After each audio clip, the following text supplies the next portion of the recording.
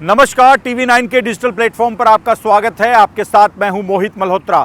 आइए आपको बताते हैं पंजाब, हरियाणा और हिमाचल प्रदेश की 5 बड़ी खबरें। पंजाब कांग्रेस का अंतर्कलह लगातार जारी है। पंजाब के मलेरकोटला में पंजाब कांग्रेस प्रभारी भूपेश बघेल और प्रदेश कांग्रेस अध्यक्ष अमरिंदर सिंह राजा वड़िंग की मौजूदगी में कांग्रेस के 2 सीनियर नेताओं के समर्थक आपस में भिड़ गए। इस दौरान दोनों पक्षों के कांग्रेस कार्यकर्ता आमने सामने हो गए और नौबत मारपीट तक आ गई, जिसके बाद पंजाब कांग्रेस अध्यक्ष अमरिंदर सिंह राजा वड़िंग को मंच से उतरकर कार्यकर्ताओं के बीच आना पड़ा और पूरे झगड़े को तब जाकर सुलझाया गया। इन तस्वीरों में ये भी देखा जा सकता है कि किस तरह से पंजाब पुलिस के जवान कांग्रेस के कार्यकर्ताओं को छुड़वाते हुए दिखाई दे रहे हैं। बताया जा रहा है कि पंजाब के मलेरकोटला में पंजाब कांग्रेस प्रभारी भूपेश बघेल और पंजाब कांग्रेस अध्यक्ष अमरिंदर सिंह राजा वड़िंग का कार्यक्रम था। पंजाब में कांग्रेस ने जो हर बूथ कांग्रेस मजबूत कैंपेन लॉन्च किया है, उसी कड़ी में ये कार्यक्रम आयोजित किया गया था। लेकिन इसी दौरान पूर्व विधायक जसबीर सिंह जस्सी जब मंच पर चढ़ने लगे तो मौके पर मौजूद पूर्व कैबिनेट मंत्री और मलेरकोटला की विधायक रह चुकी रज़िया सुल्ताना के समर्थक इस बात से नाराज़ हो गए। उन्होंने पूर्व विधायक जसबीर सिंह जस्सी को मंच से जाने से रोक दिया, जिसके बाद दोनों नेताओं के जो समर्थक थे वो आपस में भिड़ गए, नौबत मारपीट तक आ गई और इस पूरे विवाद को सुलझाने के लिए अमरिंदर सिंह राजा वड़िंग को खुद मंच से नीचे उतरकर समर्थकों और कार्यकर्ताओं को समझाना पड़ा और उसके बाद इस झगड़े को सुलझाया जा सका। बताया जा रहा है कि मलेरकोटला में कांग्रेस कार्यकर्ताओं और नेताओं के बीच ज़मीनी स्तर पर अलग अलग गुट बने हुए हैं और पंजाब के खन्ना में जहाँ पर हर बूथ कांग्रेस मजबूत कार्यक्रम है, वहाँ पर भी यही कांग्रेस गुटबाजी की स्थिति का सामना कर रही है। बताया जा रहा है कि वहाँ पर भी बैठक से पहले चरणजीत सिंह चन्नी समर्थकों को लेकर पोस्टर लगाए गए कि बड़ी संख्या में चरणजीत सिंह चन्नी के समर्थक खन्ना में होने वाले कार्यक्रम में शामिल हों। बताया जा रहा है कि भूपेश बघेल का जो पंजाब दौरा है वो अंतिम दौर में है, जिसके बाद भूपेश बघेल पंजाब कांग्रेस अध्यक्ष अमरिंदर सिंह राजा वड़िंग के साथ दिल्ली जाएंगे और दिल्ली आला कमान को तमाम जो उन्होंने संगठन से जुड़ी बैठकें पिछले 9 से 10 दिनों में की है उसकी रिपोर्ट सौंपेंगे। बताया जा रहा है कि भूपेश बघेल के साथ पंजाब कांग्रेस अध्यक्ष अमरिंदर सिंह राजा वड़िंग भी कांग्रेस आला कमान के पास जाएंगे। दोनों नेता ये रिपोर्ट दिल्ली में केसी वेणुगोपाल को देंगे, जिसके बाद पंजाब कांग्रेस में बने हालात और संगठन को लेकर कांग्रेस आला कमान के द्वारा कोई बड़ा फैसला लिया जा सकता है, क्योंकि लगातार चरणजीत सिंह चन्नी गुट के जो नेता और समर्थक हैं वो विरोध कर रहे हैं। अमरिंदर सिंह राजा वड़िंग को पंजाब कांग्रेस अध्यक्ष की कुर्सी से हटाने की लगातार मांग कर रहे हैं और कांग्रेस की कमान चरणजीत सिंह चन्नी के हाथ में दिए जाने की मांग भी लगातार उठाई जा रही है। फिलहाल भूपेश बघेल ने अपने पंजाब दौरे को लेकर कहा है कि हर बूथ कांग्रेस मजबूत जो कैंपेन है उसके पहले चरण में मालवा के ज़िलों में बैठकें हुई हैं। खन्ना के कार्यक्रम के साथ ही मालवा के ज़िलों में सभी बैठकों का पहला चरण पूरा कर लिया गया है, जिसके बाद दूसरे चरण में दोआबा के जो ज़िले हैं वहां पर कांग्रेस संगठन की बैठकें की जाएंगी। नवा शहर में एक कार्यक्रम आयोजित किया जा चुका है और जल्द ही दोआबा के अन्य ज़िलों में भी कार्यक्रम आयोजित किए जाएंगे। विधानसभा स्तर पर भी भूपेश बघेल आने वाले दिनों में बैठकें लेंगे, लेकिन बड़ा सवाल है जो अभी तक अनसुलझा वो ये है कि भूपेश बघेल कैसे कांग्रेस के अंतर्कलह को ख़त्म करेंगे। कांग्रेस आला कमान आने वाले दिनों में क्या फैसला लेने वाला है, क्योंकि चरणजीत सिंह चन्नी गुट लगातार भूपेश बघेल के कार्यक्रमों में शामिल नहीं हो रहा है। वहां पर कार्यक्रमों में सिर्फ चरणजीत सिंह चन्नी के समर्थक पहुंचते हैं और चन्नी के समर्थन में नारेबाजी करते हैं। इसको लेकर लगातार समर्थकों और कार्यकर्ताओं के बीच टकराव की स्थिति बनी रहती है। तो कांग्रेस आला कमान कैसे इस विवाद को सुलझाएगा?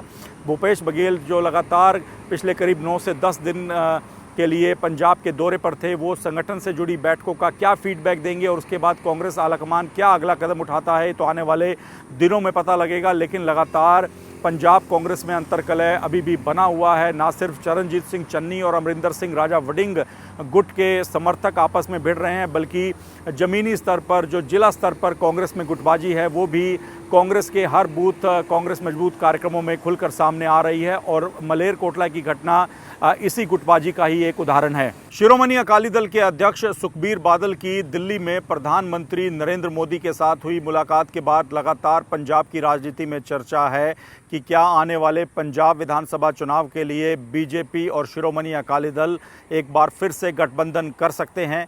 हालांकि किसान आंदोलन के वक्त ये गठबंधन शिरोमणि अकाली दल ने ख़त्म कर दिया था, लेकिन उसके बाद से ही लगातार पंजाब विधानसभा चुनाव की तैयारी कर रही शिरोमणि अकाली दल के कई नेता और इसके साथ ही पंजाब बीजेपी के कई नेता खुलकर ये बात कह चुके थे कि अगर शिरोमणि अकाली दल और बीजेपी एक साथ चुनाव लड़ते हैं तो पंजाब में गठबंधन की सरकार बनना तय है।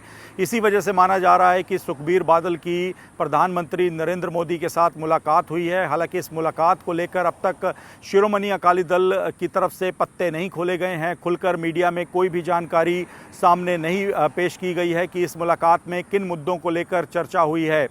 इसके साथ ही पंजाब बीजेपी के जो नेता हैं वो भी खुलकर इस पूरे मामले पर कुछ नहीं बोल रहे। उनका सीधे तौर पे कहना है कि बीजेपी आलाकमान ने पंजाब यूनिट को ये निर्देश दिया है कि आने वाले विधानसभा चुनाव में पंजाब की सभी 117 सीटों पर तैयारी की जाए और इसके लिए ग्राउंड लेवल पर पंजाब बीजेपी के नेता काम भी कर रहे हैं। हालांकि इस पूरे गठबंधन को लेकर अब चर्चा ये है कि पंजाब बीजेपी अध्यक्ष केवल सिंह ढिल्लों को दिल्ली बुलाया गया है ताकि गठबंधन की संभावनाओं को लेकर चर्चा की जा सके। लेकिन ये बात साफ है कि इस बार बीजेपी उन्हीं सीटों पर चुनाव नहीं लड़ेगी जो कि पहले हमने देखा है कि पूर्व में जो बीजेपी और अकाली दल का गठबंधन रहा है तो 23 के आसपास सीटें अकाली दल के द्वारा बीजेपी को दी जाती रही हैं। लेकिन इस बार माना जा रहा है कि ये सीटें 40 से अधिक हो सकती हैं। हालांकि बड़े भाई की भूमिका में शिरोमणि अकाली दल को ही रखा जाएगा, लेकिन बीजेपी की सीटें बढ़ाई जाएंगी। खासतौर पर जो शहरी सीटें हैं, जो हिंदू बेल्ट इलाके हैं, वहाँ पर बीजेपी के जो कैंडिडेट्स हैं उनको उतारा जाएगा। ऐसी चर्चा दोनों पार्टियों के बीच हुई है। हालांकि इस पूरी प्रधानमंत्री नरेंद्र मोदी और सुखबीर बादल के बीच हुई मीटिंग की जो इनसाइड स्टोरी है उसको लेकर बताया जा रहा है कि सूत्रधार के तौर पर हरियाणा के सीएम नायब सैनी ने भी काफ़ी बड़ा रोल निभाया है, क्योंकि नायब सैनी लगातार पंजाब में बीजेपी के कार्यक्रमों में शामिल हो रहे हैं और एक तरह से उनको बीजेपी ने पंजाब में एक बड़े चेहरे के तौर पर प्रोजेक्ट कर रखा है। हरियाणा सरकार के कामकाज का लेखा जोखा भी नायब सैनी पंजाब के अलग अलग ज़िलों में जाकर अपने कार्यक्रमों में पेश कर रहे हैं। इसके अलावा पार्टी के द्वारा भी कई तरह के कार्यक्रम अलग अलग समुदायों और समाज से जुड़े करवाए जा रहे हैं, जिसके अंदर नायब सैनी को सीधे तौर पर एक बड़े चेहरे के तौर पर पेश किया जाता है और पूरे पंजाब विधानसभा चुनाव कैंपेन को एक तरह से नायब सैनी ही लीड कर रहे हैं। तो बताया जा रहा है कि प्रधानमंत्री नरेंद्र मोदी और सुखबीर बादल की बैठक के पीछे के सूत्रधार भी नायब सैनी थे। दिल्ली में दोनों नेताओं के बीच बैठक होने से पहले सुखबीर बादल ने चंडीगढ़ में हरियाणा के मुख्यमंत्री नायब सैनी के साथ मुलाकात की थी, जिसके बाद पीएम मोदी के साथ मीटिंग करने के लिए सुखबीर बादल को सीएम सैनी ने चंडीगढ़ से कहा था कि आप जाकर प्रधानमंत्री से मिलें और उसके बाद गठबंधन की संभावनाओं को लेकर बातचीत आगे बढ़ सकती है।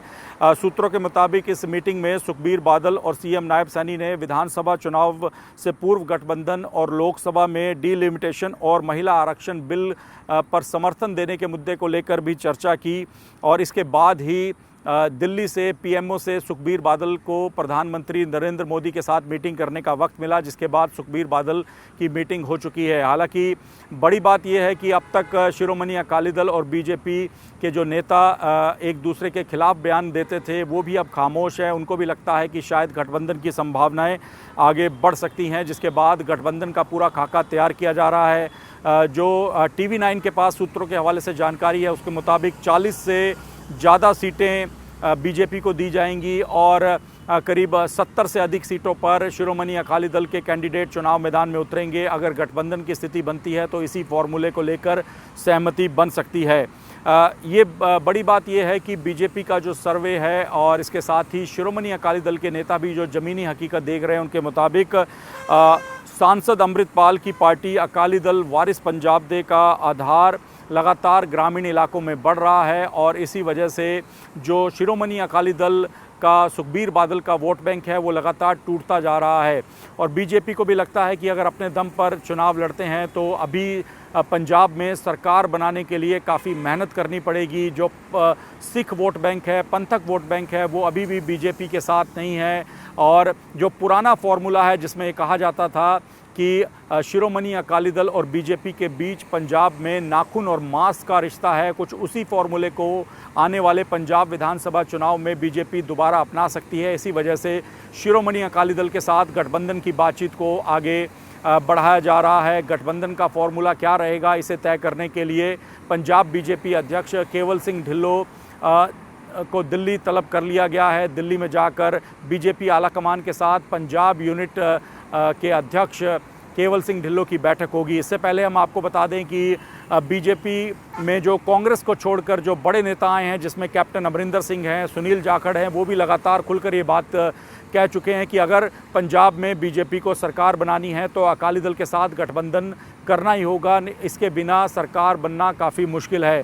तो इसी बात पर विचार करते हुए फ़िलहाल सुखबीर बादल और प्रधानमंत्री नरेंद्र मोदी के बीच हुई बैठक के बाद लगातार पंजाब की राजनीति में चर्चा है कि दोनों ही दल एक साथ आ सकते हैं, आने वाला पंजाब विधानसभा चुनाव एक साथ लड़ सकते हैं। गठबंधन के फॉर्मूले और सीट शेयरिंग को लेकर जल्द ही चर्चा शुरू होने की संभावना है। हालांकि इस पूरे राजनीतिक घटनाक्रम पर आम आदमी पार्टी की भी नज़र है और अरविंद केजरीवाल ने इस पूरे मामले को लेकर अपने सोशल मीडिया प्लेटफॉर्म एक्स पर एक तंज भी कसा है। उनका कहना है कि उन्हें पता लगा है कि बेअदबी पार्टी और राम मंदिर जो चढ़ावा चोरी से जुड़ी पार्टी है उनका आपस में गठबंधन हो सकता है। तो आम आदमी पार्टी लगातार इस गठबंधन पर कटाक्ष कर रही है, तंज कस रही है, सवाल उठा रही है। लेकिन इस बीच पंजाब की राजनीति से ये बड़ी खबर है कि एक बार फिर से शिरोमणि अकाली दल और बीजेपी के आपस में एक साथ गठबंधन में आने की चर्चा है और पूरी संभावना है कि आने वाला पंजाब विधानसभा चुनाव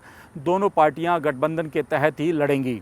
हरियाणा के रेवाड़ी में एक पुलिस नाके पर पुलिसकर्मियों के बीच हुई आपसी बहसबाजी और गाली गलौज का एक वीडियो सोशल मीडिया पर वायरल हो गया। वीडियो वायरल होने के बाद इस मामले में उस पीसीआर इंचार्ज को सस्पेंड कर दिया गया है जिसने ये वीडियो बनाकर सोशल मीडिया पर वायरल कर दिया। इस पूरे मामले को लेकर हरियाणा पुलिस का कहना है कि अगर पुलिस नाके पर किसी भी तरह की बहस हुई थी या पुलिसकर्मियों के बीच झगड़े की नौबत आ गई थी तो इस विवाद को उच्च अधिकारियों तक पहुंचाया जाना चाहिए था, ना कि पूरे घटनाक्रम का वीडियो बनाकर सोशल मीडिया पर जारी किया जाना चाहिए था। इस पूरे मामले को लेकर ये जानकारी मिली है कि विवाद तब शुरू हुआ जब रात के वक्त अचानक से पीसीआर इंचार्ज एक नाके का निरीक्षण करने पहुंच गए और इस दौरान कुछ पुलिसकर्मी आराम से चारपाई पर सोते हुए दिखाई दिए, जबकि कुछ होमगार्ड के जवान और पुलिसकर्मी अपने जूते खोलकर कुर्सियों पर आराम कर रहे थे। इसी बात को लेकर बताया जा रहा है कि पीसीआर इंचार्ज ने आपत्ति जताई। उनका सीधे तौर पे जो मौके पर पुलिसकर्मी और होमगार्ड के जवान मौजूद थे उनको कहना था कि इस तरह से वो कैसे पुलिस नाके पर ड्यूटी कर सकते हैं। इसके साथ ही पीसीआर इंचार्ज ने सैल्यूट ना करने को लेकर भी ऐतराज़ जताया और कहा कि अगर कोई सीनियर पुलिसकर्मियों और होमगार्ड के सामने आता है तो सैल्यूट करना भी एक काफ़ी ज़रूरी एक प्रोटोकॉल है जिसका पालन किया जाना चाहिए था। इसी बात को लेकर बताया जा रहा है कि पीसीआर इंचार्ज काफ़ी भड़क गए और उनकी मौके पर मौजूद पुलिसकर्मियों के साथ बहसबाजी हो गई और उन्होंने पुलिसकर्मियों को जमकर फटकार लगाई। इसके बाद जो मौके पर पुलिस कर्मचारी मौजूद थे वो भी पीसीआर इंचार्ज से उलझ गए। दोनों तरफ से एक दूसरे को भद्दी गालियाँ निकाली गई। इसका ये वीडियो खुद पीसीआर इंचार्ज के द्वारा रिकॉर्ड किया गया और बाद में ये वीडियो सोशल मीडिया पर वायरल हो गया। इस वीडियो में पीसीआर इंचार्ज सीधे तौर पर नाके पर मौजूद पुलिसकर्मियों को कह रहे हैं कि नाके पर कहाँ ड्यूटी पर बैठना पड़ता है, तेरे जूते कहाँ हैं, सैल्यूट कौन करेगा, क्या समझा है तुमने ड्यूटी को। तू तड़ाक करने को लेकर पुलिस कर्मचारी भी भड़क गए और मौके पर मौजूद एक एसपीओ जो कि वीडियो में दिखाई दे रहा है उसने सीधे तौर पे कहा कि डांट मत मार, नौकरी गई ऐसी तैसी में, मेरे से मत भिड़ना, तेरी खाल उतार दूंगा। इस तरह के शब्दों के साथ ही कुछ गाली गलौच भी इस वीडियो के अंदर रिकॉर्ड किया गया। हालांकि इस पूरे मुद्दे को लेकर पीसीआर इंचार्ज को सबसे पहले सस्पेंड इसलिए किया गया कि उन्होंने पूरा मामला उच्च अधिकारियों के पास नहीं उठाया और अपने मोबाइल पर जो पुलिस नाके का वीडियो रिकॉर्ड किया था वो सोशल मीडिया पर कैसे पहुँच गया, इस बात को लेकर उनसे पूछताछ की गई और उसके बाद उनको सस्पेंड कर दिया गया है। इसके अलावा वीडियो में जो पुलिसकर्मी पुलिस नाके पर सोते हुए आराम करते हुए दिखाई दे रहे हैं, उनके खिलाफ भी इंटरनल इंक्वायरी शुरू कर दी गई है। डिपार्टमेंटल इंक्वायरी पूरी करने के बाद हरियाणा पुलिस का कहना है कि उनके खिलाफ भी एक्शन लिया जाएगा, क्योंकि रात के वक्त जो पुलिस नाके लगते हैं वहाँ पर पुलिस के जवानों से सतर्क रहने की उम्मीद की जाती है, क्योंकि कोई भी अपराधी वारदात को अंजाम देने के लिए अगर सड़कों पर उतरते हैं तो पुलिस नाके देखकर उनमें डर पैदा होना चाहिए। अगर पुलिस नाकों पर इस तरह से पुलिसकर्मी चारपाई डालकर आराम करते रहेंगे, कुर्सियों पर अपने जूते खोलकर बैठे रहेंगे, तो कैसे जो अपराधी हैं उनमें पुलिस का खौफ होगा। इस पूरे मामले में हरियाणा पुलिस की काफ़ी किरकिरी हुई है और इसी वजह से डैमेज कंट्रोल करते हुए फिलहाल पीसीआर इंचार्ज को सस्पेंड कर दिया गया है। उनको सीधे तौर पे ये एक मैसेज दिया गया है कि अगर आपने किसी नाके का निरीक्षण करना भी था तो वहाँ पर वीडियो बनाने की बजाय अगर वहाँ पर हालात इस तरह के थे कि पुलिसकर्मी वहाँ सो रहे थे या आराम कर रहे थे तो इसकी पूरी जानकारी उच्च अधिकारियों तक पहुँचाई जानी चाहिए थी, ना कि आपसी विवाद का वीडियो बनाकर उसे सोशल मीडिया पर जारी किया जाना चाहिए था। तो हरियाणा पुलिस का कहना है कि इस मामले में जो अन्य पुलिसकर्मी हैं जो कि नाके पर सो रहे थे, आराम कर रहे थे, उनके खिलाफ भी जल्द ही कार्रवाई की जाएगी। फिलहाल पूरे मामले को लेकर डिपार्टमेंटल इंक्वायरी जारी है और इस तरह की घटनाएं भविष्य में ना हो, इसे लेकर पुलिसकर्मियों को ट्रेनिंग देने की बात भी आने वाले दिनों में कही जा रही है। पंजाब के मोगा से एक हैरान करने वाला मामला सामने आया है, जहां पर एक महिला को पंजाब पुलिस ने फर्जी एएसआई के तौर पर खुद को प्रोजेक्ट करने के आरोप में गिरफ्तार किया है। बताया जा रहा है कि महिला खुद को एएसआई बताकर इलाके में घूमती थी और उसके पास से पंजाब पुलिस की यूनिफॉर्म, जूते, बेल्ट और 2 वायरलेस सेट बरामद किए गए हैं। महिला का कहना है कि उसकी ये मंशा थी कि उसका रिश्ता किसी बड़े घर में हो जाए, इसी वजह से वो पंजाब पुलिस की एएसआई बताकर पूरे इलाके में घूमा करती थी, पंजाब पुलिस की वर्दी पहनती थी और कई जगह पर उसने मैट्रिमोनियल साइट्स और मैरिज ब्यूरो में अपना प्रोफाइल महिला एएसआई के तौर पर भेजा हुआ था और उसे पूरी उम्मीद थी कि ऐसा करने से उसका रिश्ता किसी बड़े घर में हो जाएगा। फिलहाल इस पूरे मामले को लेकर महिला को फिलहाल पंजाब पुलिस ने गिरफ्तार कर लिया है और 1 दिन का रिमांड लेकर महिला से पूछताछ की जा रही है कि क्या उसने पंजाब पुलिस का फर्जी एएसआई बनकर कोई बड़े जालसाजी या घोटाले को अंजाम तो नहीं दिया। इस एंगल पर भी महिला से लगातार पूछताछ की जा रही है। लेकिन जो जानकारी मिली है उसके मुताबिक मोगा के थाना सिटी 1 के पीछे बने सांझ केंद्र में ये महिला लगातार आ जा रही थी और जब ये महिला वहां पहुंचती थी तो ये यूनिफॉर्म में होती थी, इसके पास वायरलेस सेट होता था। कुछ दिन तो ये ड्रामा चलता रहा, लेकिन जब वहां पर मौजूद पुलिसकर्मियों को शक हुआ तो इन पुलिस कर्मचारियों ने इस महिला से पूछताछ की, जिसके बाद महिला कोई ठोस जवाब नहीं दे सकी और उसे गिरफ्तार कर लिया गया। जिसके बाद पंजाब पुलिस ने आरोपी महिला को 1 दिन के पुलिस रिमांड पर लेकर उससे पूछताछ की है कि उसने पंजाब पुलिस की यूनिफॉर्म और खुद को एएसआई बताकर और क्या क्या घटनाक्रम किए हैं, क्या उसने कुछ लोगों को ठगा तो नहीं है, पुलिस का डर या खौफ दिखाकर, पुलिस की यूनिफॉर्म का फ़ायदा उठाकर किसी बड़ी वारदात या घटना को अंजाम तो नहीं दिया। इस एंगल पर उससे लगातार पूछताछ की जा रही है। बताया जा रहा है कि ये फर्जी एएसआई मोगा सिटी 1 थाने के पीछे बने पंजाब पुलिस के सांझ केंद्र में आती थी। यूनिफॉर्म में आने के बाद ये वहाँ पर अपना लंच बॉक्स रखती थी और मौके से चली जाती थी। कुछ दिन ऐसा चलता रहा और वहाँ पर मौजूद पुलिस के जवानों को लगा कि शायद ये वाकई में पंजाब पुलिस की महिला एएसआई है, लेकिन जब इस महिला की गतिविधियों पर शक हुआ तो इससे पूछताछ की गई और उसके बाद इसे गिरफ्तार किया गया है। फिलहाल ये अपने आप में एक बड़ा हैरान करने वाला मामला है कि अच्छे बड़े घर में रिश्ता करवाने के लिए एक महिला ने खुद को फर्जी एएसआई के तौर पर प्रोजेक्ट किया। पूरे इलाके में ये महिला एएसआई की वर्दी पहनकर घूम रही थी, खुद को एएसआई बताती थी, लोगों से मिल रही थी, अपना जो मैरिज का उसने प्रोफाइल बना रखा था उसको कई मैट्रिमोनियल साइट्स और मैरिज ब्यूरो में भी खुद को पंजाब पुलिस की एएसआई बनाकर भेजा गया था। फिलहाल इस मामले में जो आरोपी महिला है उसे पंजाब पुलिस ने गिरफ्तार कर लिया है और उससे लगातार पूछताछ की जा रही है कि उसने खुद को फर्जी एएसआई बताकर और क्या क्या घटनाक्रम किए हैं, क्या उसने कोई बड़ा गबन, जालसाजी या फिर लोगों को ठगने का काम तो नहीं किया है। इस एंगल पर भी लगातार पंजाब पुलिस के द्वारा तफ्तीश की जा रही है। हिमाचल प्रदेश के कई इलाकों में शुक्रवार रात से ही लगातार तेज बारिश हो रही है। अलग अलग जिलों को लेकर हाई अलर्ट भी जारी किया गया है। खास तौर पे कुल्लू मनाली, कांगड़ा, मंडी, चंबा ये वो इलाके हैं जहां पर भारी से भारी वर्षा का रेड अलर्ट जारी किया गया है और लोगों से सावधान रहने की अपील की गई है। इसके साथ ही लाहौल स्पीति और किन्नौर के कई इलाकों में भी तेज बारिश हो रही है। जो अपडेट अब तक सामने आया है उसके मुताबिक धर्मशाला में सबसे अधिक 48.1 मिलीमीटर, मनाली में 22 मिलीमीटर और कुल्लू में 18 मिलीमीटर बारिश रिकॉर्ड की गई है। राज्य में 4 दिन से लगातार बारिश हो रही है और इसके कारण 182 सड़कें पूरी तरह से वाहनों की आवाजाही के लिए बंद पड़ी हैं। यहाँ पर लैंडस्लाइड की घटनाओं के कारण भारी भरकम चट्टानें सड़कों पर आ गई हैं। गांवों को शहरों से जोड़ने वाले कई संपर्क मार्ग भी लैंडस्लाइड की वजह से बुरी तरह से प्रभावित हैं। इन सड़कों और संपर्क मार्ग को खोलने का लगातार हिमाचल प्रदेश प्रशासन के द्वारा काम किया जा रहा है। यहाँ पर बचाव कार्य भी लगातार चलाया जा रहा है ताकि सड़कों की आवाजाही को सुचारू किया जा सके। किन्नौर जिले में बारिश के कारण किन्नर कैलाश यात्रा दूसरे दिन भी शुरू नहीं की जा सकी है। इस यात्रा को बीते दिन भी बारिश के कारण रोकना पड़ा था। मौसम विभाग की माने तो राज्य में आज और कल मॉनसून थोड़ा कमज़ोर होगा, लेकिन 10 तारीख से मॉनसून स्ट्रॉन्ग वेस्टर्न डिस्टर्बेंस के कारण एक बार फिर से एक्टिव हो रहा है। इसे देखते हुए मौसम विभाग ने 10 और 11 अगस्त को राज्य के कुछ इलाकों में बहुत भारी बारिश का अलर्ट जारी कर दिया है। 10 अगस्त को कांगड़ा और सिरमौर ज़िले तथा 11 अगस्त को चंबा, मंडी, कुल्लू और सिरमौर जिले के लिए ऑरेंज अलर्ट जारी किया गया है। अन्य जिलों में मध्यम से तेज बारिश का येलो अलर्ट जारी किया गया है। मौसम विभाग ने ऑरेंज अलर्ट वाले जिलों में लोगों को नदी नालों और लैंडस्लाइड प्रभावित क्षेत्रों से दूर रहने को लेकर एडवाइजरी जारी की है।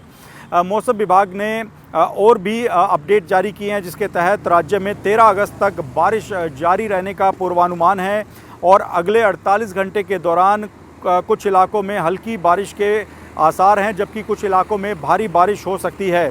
अगर हम शनिवार की बात करें तो कांगड़ा, मंडी और सिरमौर जिलों में तेज़ बारिश का येलो अलर्ट जारी किया गया था और इसके बाद इन इलाकों में लगातार बारिश हो रही है, जिसके बाद लैंडस्लाइड की कई घटनाएं भी सामने आई हैं। मौसम विभाग की एडवाइजरी जारी होने के बाद हिमाचल प्रदेश आपदा प्रबंधन विभाग भी पूरी तरह से अलर्ट है। लोगों से अपील की गई है कि बारिश के दौरान यात्रा करने से बचें। खास तौर पे ऐसे पर्यटक जो दूसरे राज्यों से हिमाचल आए हुए हैं उनको एडवाइजरी जारी की गई है कि बारिश के दौरान यात्रा ना करें, सुरक्षित रहें। नदी नालों में जाकर फ़ोटो या सेल्फी लेने का प्रयास ना करें, क्योंकि नदी नाले एकदम से फ्लैश फ्लड के कारण उफान पर आ जाते हैं। तो फिलहाल हिमाचल प्रदेश में बारिश की स्थिति लगातार बनी हुई है। इसी वजह से एडवाइजरी जारी होने के बाद हिमाचल प्रदेश के आम लोगों के साथ ही पर्यटकों को सतर्क रहने के निर्देश दिए गए हैं। तो ये थी पंजाब, हरियाणा और हिमाचल प्रदेश की 5 बड़ी खबरें। देश और दुनिया की अन्य तमाम खबरों के लिए TV9 के डिजिटल प्लेटफॉर्म्स के साथ जुड़े रहें। नमस्कार।